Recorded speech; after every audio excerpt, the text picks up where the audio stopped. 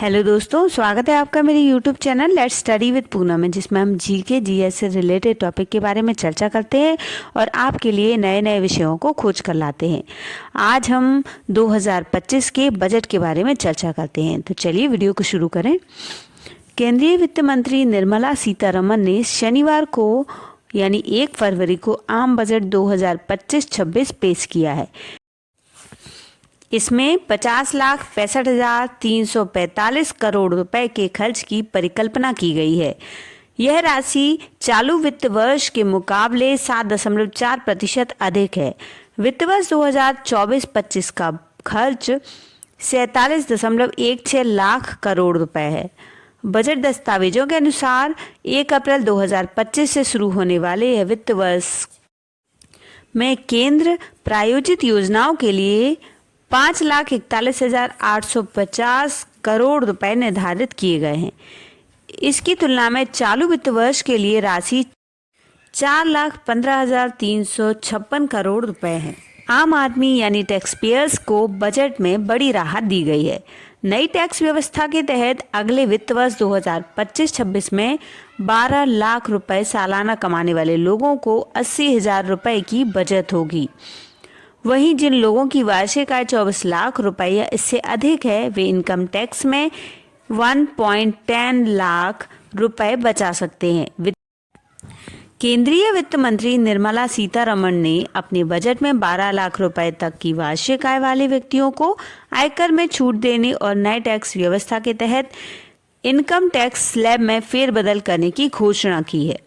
इस फेरबदल के हिसाब से सरकारी गणना के अनुसार 13 लाख रुपए सालाना आय वाले लोग कर देनदारी पर 25,000 रुपए बचाएंगे।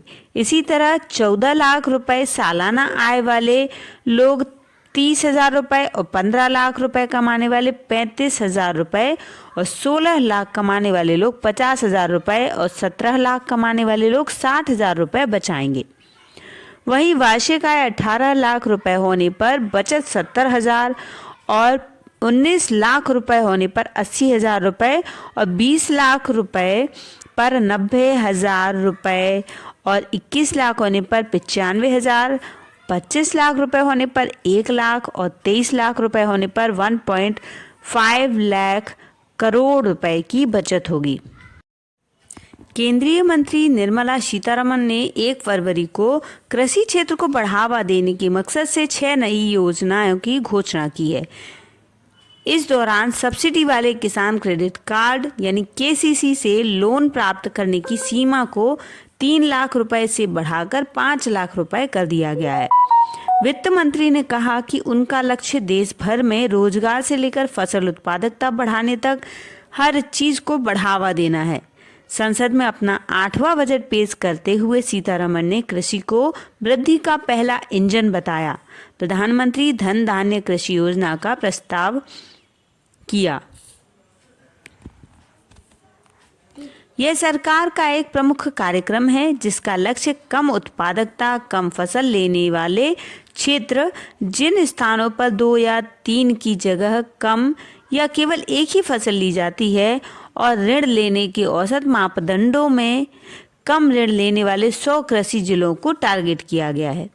राज्य सरकारों के साथ साझेदारी में लागू की जाने वाली इस योजना से कृषि उत्पादकता बढ़ने और फसल विविधीकरण और कटाई के बाद के बुनियादी ढांचे में सुधार के जरिए 1.7 करोड़ किसानों को लाभ मिलने की उम्मीद है।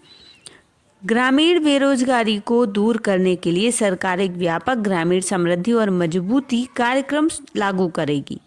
सीतारमण ने कहा कि इनका लक्ष्य ग्रामीण क्षेत्रों में पर्याप्त अवसर पैदा करना है ताकि पलायन एक विकल्प रहे लेकिन अनिवार्यता न होने पाए। यह कार्यक्रम विशेष रूप से ग्रामीण महिलाओं, युवा किसानों, ग्रामीण युवाओं, सीमांत और छोटे किसानों या भूमिहीन परिवारों पर केंद्रित होगा। दलहनों के उत्पादन में आत्मनिर्भरता के लिए एक बड़े कदम के रूप में 6 साल का मिशन अरहर, उड़द और मसूर उत्पाद को बढ़ावा देने पर केंद्रित होगा। इस पहल के तहत सरकारी संस्थाएं, नेफेड और एनसीसीएफ इन एजेंसियों के साथ समझौते करने वाले रजिस्टर्ड किसानों से 4 साल तक दालों की खरीदारी करेंगे। बिहार के मखाना क्षेत्र के उत्पादन, प्रसंस्करण और विपणन में सुधार लाने के लिए एक समर्पित मखाना बोर्ड की स्थापना की जाएगी। बोर्ड किसानों को एफपीओ में संगठित करेगा और सरकारी योजनाओं के लाभ तक पहुंचाना सुनिश्चित करने वाले ट्रेनिंग सहायता प्रदान की जाएगी। वित्त मंत्री ने केसीसी लाभ में उल्लेखनीय वृद्धि की घोषणा की। 7.7 करोड़ किसानों, मछुआरों, डेयरी किसानों के लिए सब्सिडी वाले अल्पकालिक लोन की सीमा 3 लाख रुपए से बढ़कर 5 लाख रुपए करने का प्रस्ताव किया है। इसके अलावा एक 5 वर्षीय कपास मिशन उत्पादकता में सुधार और एक्स्ट्रा लॉन्ग स्टेपल कपास किस्मों को बढ़ावा देने पर काम करेगा, जो कपड़ा क्षेत्र के लिए भारत के एकीकृत 5F दृष्टिकोण का समर्थन करेगा। मछली और जलीय कृषि में दूसरे सबसे बड़े वैश्विक उत्पादक के रूप में भारत की स्थिति को मान्यता देते हुए 60,000 करोड़ रुपए के समुद्री खाद्य निर्यात के साथ सरकार भारतीय विशेष आर्थिक क्षेत्र और दूर समुद्र में स्थायी मछली पकड़ने के लिए एक रूपरेखा पेश करेगी। इसके लिए विशेष रूप से अंडमान निकोबार और लक्षद्वीप समूह पर ध्यान केंद्रित करेगी। अन्य घोषणाओं में असम के नाम रूप में एक नए यूरिया संयंत्र की योजना भी शामिल है। इसकी वार्षिक क्षमता 12.7 लाख टन है। इसके अलावा सहकारी क्षेत्र के लोन संचालन के लिए राष्ट्रीय सहकारी विकास निगम NCDC को समर्थन बढ़ाने की घोषणा की गई है। बागवानी क्षेत्र में बढ़ती आय के कारण से प्रेरित बढ़ती खपत पद्धति को ध्यान में रखते हुए सब्जियां, फल और श्री अन्न उगाने वाले किसानों के लिए उत्पादन, कुशल आपूर्ति श्रृंखला, प्रसंस्करण, लाभकारी कीमतों को सुनिश्चित करने के लिए एक व्यापक कार्यक्रम लागू किया जाएगा। इस पहल को राज्यों के साथ साझेदारी में लागू किया जाएगा, जिसमें उचित संस्थान तंत्र के माध्यम से किसान संगठन और सहकारी समितियां भी शामिल होंगी। लोकसभा में नेता प्रतिपक्ष राहुल गांधी ने आर्थिक संकट को हल करने के लिए बड़े बदलाव की जरूरत बताई। उन्होंने इसी संदर्भ में शनिवार को संसद में पेश केंद्रीय बजट को गोली के घाव पर केवल मरहम पट्टी करार दिया। उन्होंने यह दावा भी किया कि सरकार विचारों के संदर्भ में दिवालिया हो चुकी है।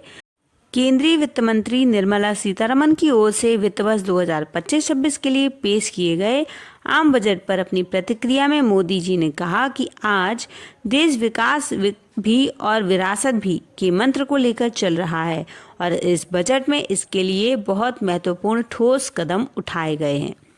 तो दोस्तों, इस वीडियो में हमने आज के बजट यानी 2025-26 के बजट के बारे में चर्चा की है। आपको ये वीडियो कैसा लगा कमेंट करके ज़रूर बताएं और यदि चैनल पर नए हैं तो चैनल को लाइक, शेयर, सब्सक्राइब ज़रूर करें। धन्यवाद दोस्तों।